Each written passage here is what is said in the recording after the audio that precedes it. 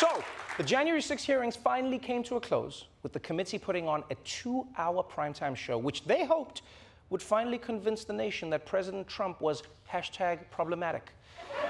And because this was the last episode, they did not hold back. The primetime finale for the January 6th committee lived up to its billing. The committee presenting what may be its most damning evidence to date, highlighting the 187 minutes between President Trump telling his supporters to march to the Capitol and when he finally told them to go home.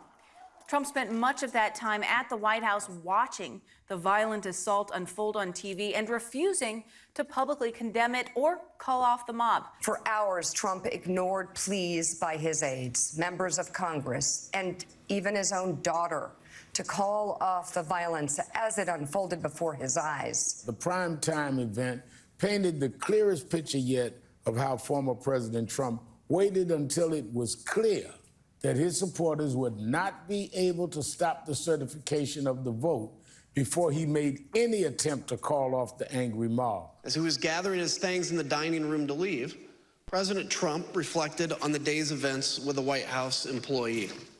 President Trump said nothing to the employee about the attack.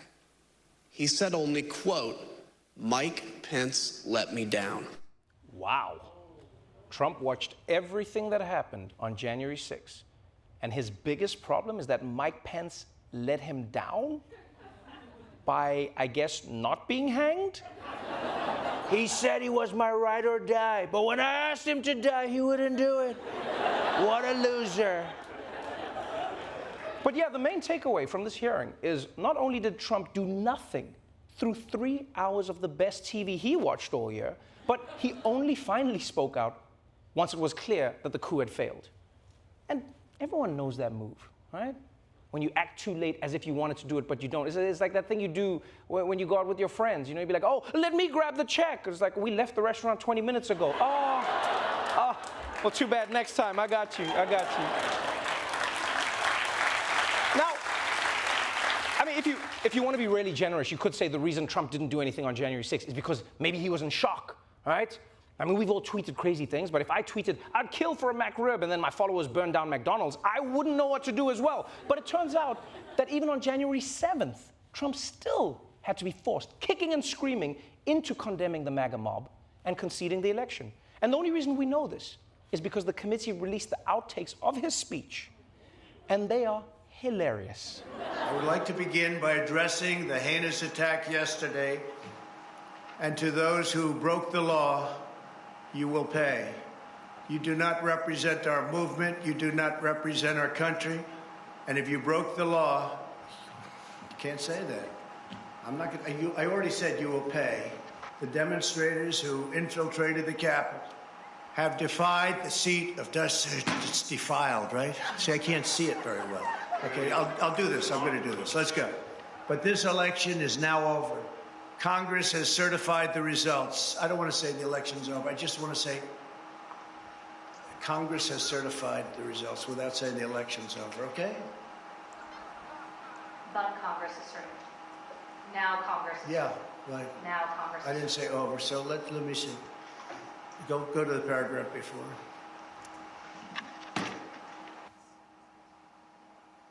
Okay? I would like to begin by addressing the heinous attack yesterday. Yesterday is a hard word for me. Good. Take the word yesterday, because it doesn't work with the heinous attack on our country. Say on our country. Want to say that? No, keep it. My only goal was to ensure the integrity of the vote. My only goal was to ensure the integrity of the vote.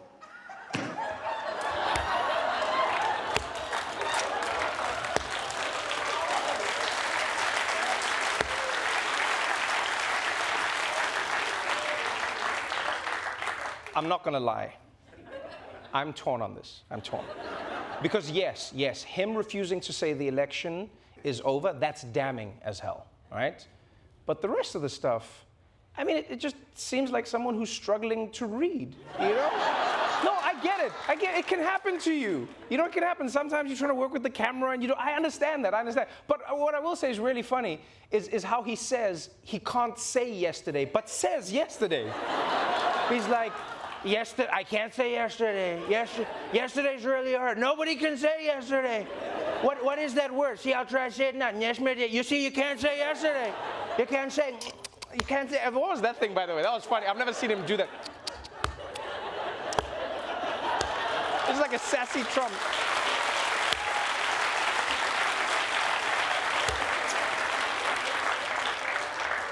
But really, the parts of the clip where Trump refuses to say the election is over, that is bad, right? And very optimistic.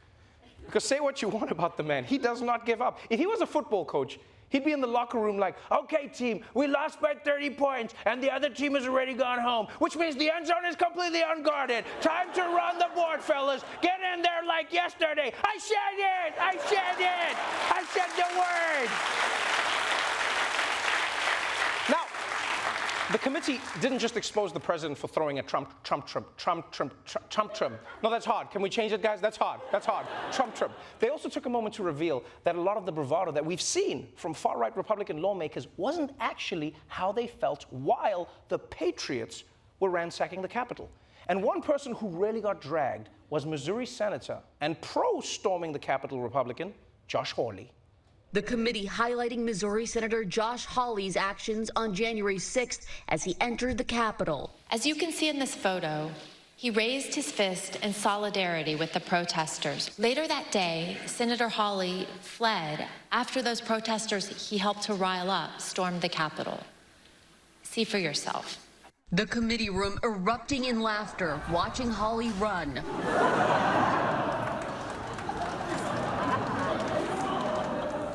Okay, I'm sorry, but the January 6th committee should be ashamed of itself. They had no reason to show this. They just wanted to embarrass a senator of the United States. Just wanted to embarrass the man. Huh? Why? Just because he ran away like a little bitch? I mean, what did he do? Yeah, he raised his fist and he egged the crowd on, but is that a reason to show him pissing his pants on national television? Huh? Is it a crime to be crying and running away from the mob that you riled up? Oh, he's such a bitch ass. Let me tell you something. That bitch ass thought the mob was gonna kill him. Is that funny to you? This grown man running on his little gazelle legs? I don't wanna die. I don't wanna die. You think that's funny? Grow up. So sadly, that's it for season 1 of the January 6 hearings. But good news. It's already been renewed for season 2 that drops in September. Yeah. And like any good series, they're leaving us with some major cliffhangers. Will they find the Secret Service deleted text messages? Will Liz Cheney and Adam Kinzinger finally realize the love they've been looking for has been right in front of them this whole time? Will we find out that Steve Bannon was the source of monkeypox? Either way, we'll be waiting with bated breath.